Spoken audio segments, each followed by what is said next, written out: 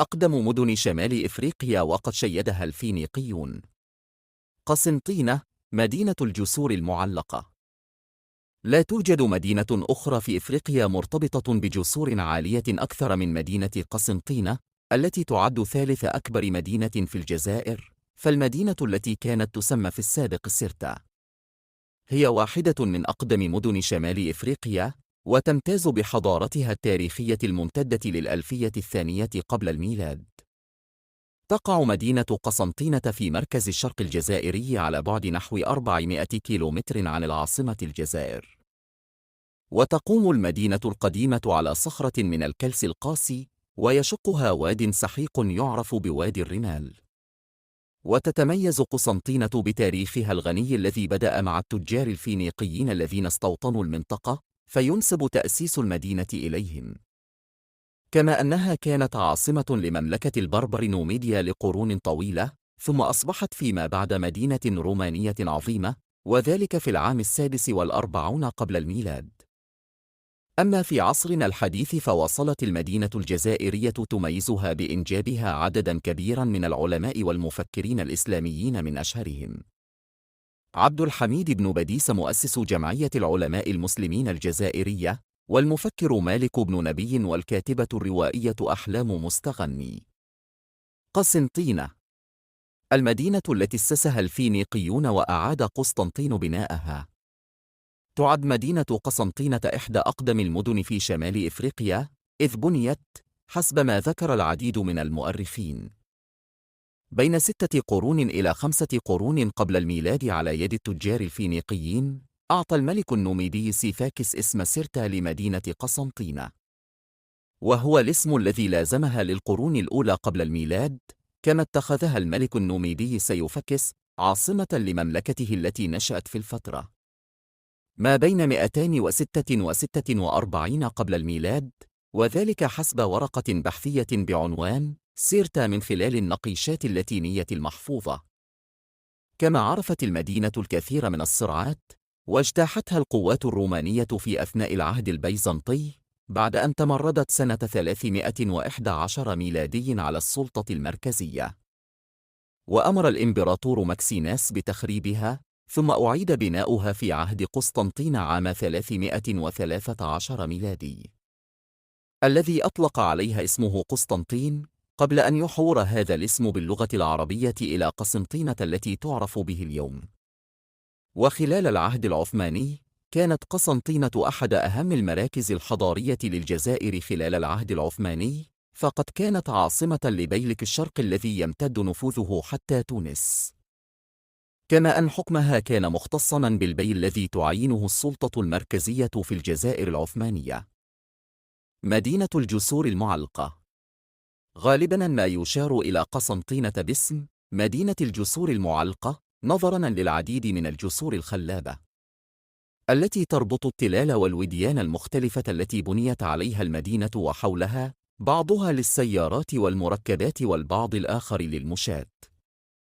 ومن أهم الجسور ما يلي: جسر باب القنطرة الذي يؤدي باتجاه الشمال، وهو أقدم جسر حجري في قسنطينة، تم بناؤه عام 1863، ويحمل علامات الطراز المعماري الروماني والفرنسي، ويبلغ طول الجسر 128 متراً وارتفاعه 125 متراً. جسر سيدي راشد تم تصميمه عام 1912 بواسطة بول سيجور، ويبلغ طوله 447 متراً، وهو الأطول في قسنطينة، ويتميز بإطلالته الرائعة والجميلة على نهر رومل. جسر الشيطان، وهو جسر مخصص للمشاة فقط، تم بناؤه في القرن ال17 خلال حكم الإمبراطورية العثمانية، يرتبط الاسم بالأصوات التي يصدرها النهر أدناه. جسر الشلالات يتكون من سلسلة من الأقواس على قمة شلال، وقد تم بناؤه عام 1925، ويبلغ ارتفاعه 80 متراً، وهو من أجمل الجسور. جسر ملاح سليمان تم بناء جسر ملاح سليمان من قبل المهندس الفرنسي فرديناند أرنودين في عام 1962، يبلغ طوله 125 متراً، ويعتقد أنه النسخة الأصغر من جسر سيدي مسيد. جسر سيدي مسيد بناه الفرنسي عام 1912، ويسمى أيضاً الجسر المعلق. يقدر ارتفاعه ب175 متراً وطوله 168، وهو أعلى جسور المدينة. جسر قسنطينة المعلق. تم تصميم جسر قسنطينة المعلق بالكابل الجديد من قبل شركة المعمارية الشهيرة، وانتهى في عام 2012. يبلغ طوله 750 متراً وارتفاعه 130 متراً. يتم استخدامه من قبل كل من المشاة والسيارات.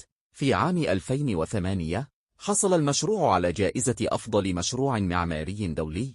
جسر صالح بي هو جسر مدعوم بالكوابل يربط الجسر بين ضفتي وادي الرمال، وذلك انطلاقاً من ساحة الأمم المتحدة إلى غاية سطح المنصورة بقلب مدينة الجسور المعلقة. بدأ بناؤه يوم 15 سبتمبر 2010 تحت إشراف المجمع البرازيلي أندرادي بوتيرز. مساجد ومعالم تاريخية. تزخر المدينة بعدة مساجد بديعة، أشهرها مسجد الأمير عبد القادر الذي يعد أحد أجمل المساجد، وهو ثاني أكبر مسجد في الجزائر حالياً، إذ يتسع ل15,000 مصلي. بني عام 1969. كما يتواجد بقسنطينة المسجد الكبير الذي شيد في عهد الدولة الصنهاجية الحمادية، وهو أقدم مسجد في المدينة، بحيث بني في العام 1136 ميلادية على أنقاض معبد روماني. كما يوجد جامع سيدي الأخضر الذي بناه الباي حسن بن الحسين عام 1743.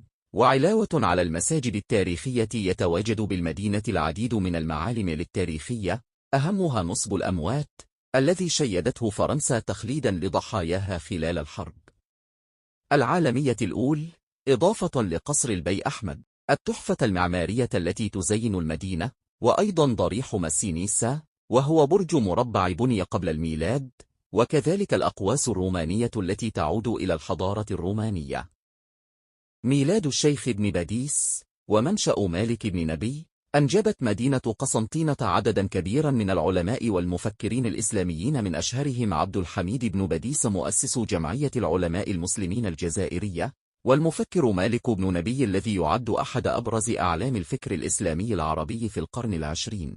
وإليها تنتمي الكاتبة الروائية الجزائرية أحلام مستغني الحائزة على جائزة نجيب محفوظ للرواية عام 1998، إضافة إلى الأديبين الطاهر وطار ومالك حداد.